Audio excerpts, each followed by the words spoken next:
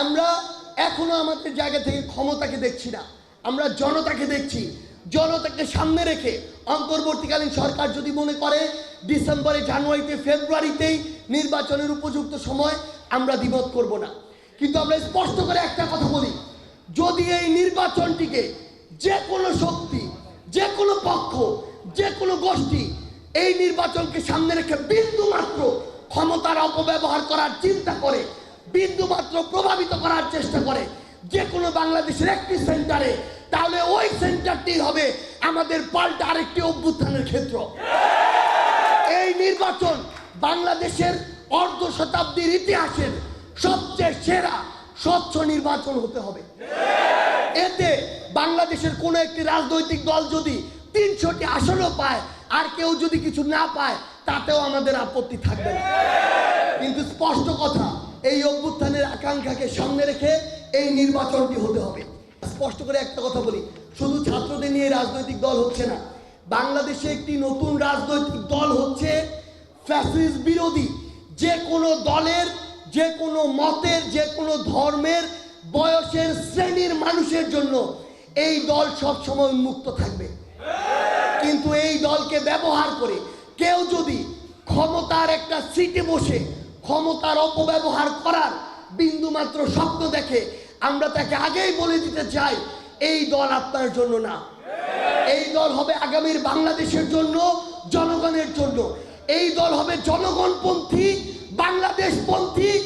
যে কোনো যারা দেশের বাইরে এবং দেশের ভিতর থেকে আমাদের উপরে বিভিন্নভাবে ক্ষমতার আগ্রাসন চালাতে চায়, এই দল হবে সেই আগ্রাসন বিরোধী।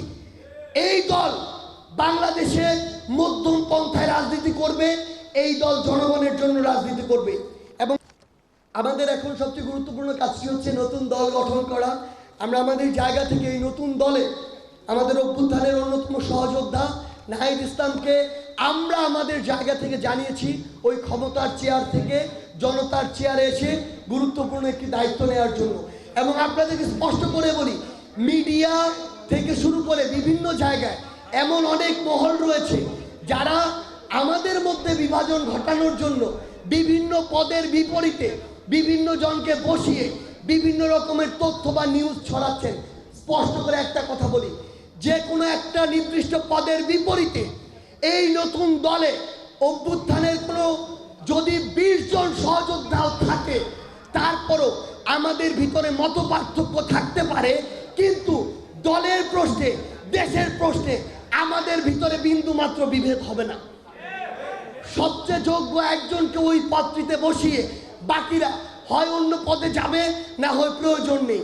এখন প্রয়োজন হচ্ছে কাজ করা। আমরা শুধু একটি কথাই বলতে পারি, পদ আমাদের আগামীর বাংলাদেশ আমাদের পথ চলা নির্ধারণ করবে না, আমাদের কাজ নির্ধারণ করবে। বাংলাদেশের রাজনৈতিক দল অসংখ্য ছিল, কিন্তু খুনি হাসিনা এই ছাত্র জনতার নেতৃত্বে দেশ ছেড়ে পালিয়েছে। সো আমরা ঐক্যবদ্ধভাবে খুনি হাসিনাকে দেশ ছাড়া করতে আবারও প্রস্তুত। এবং আপনাদের আমাদের বহুল কাঙ্ক্ষিত দলের যে ব্যানার, সেই ব্যানারে এসে আমরা এই কাজটা করব।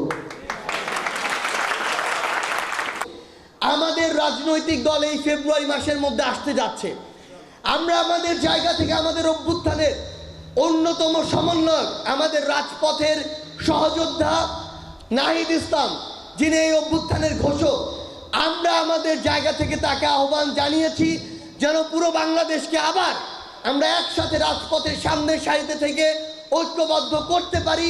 সেই জন্য আমাদের সহযোদ্ধা নাহিদ ইসলাম যেন ওই মন্ত্রণালয় কিংবা ক্ষমতার পথ ছেড়ে আবার জনতার কাতারে এসে দাঁড়ায়। আমরা বিশ্বাস করি, যাদের কাছে ক্ষমতার চেয়ে জনতা আগে ছিল, তারা জনতার ডাকে যে কোনো মুহূর্তে যে কোনো ক্ষমতার পথ ছেড়ে আবার জনতার কাতারে আসতে পারে। আমরা অতি দ্রুত সময়ের মধ্যে আপনাদেরকে একসাথে রেখে বাংলাদেশে আবার নতুন একটি রাজনৈতিক দল করতে চাচ্ছি।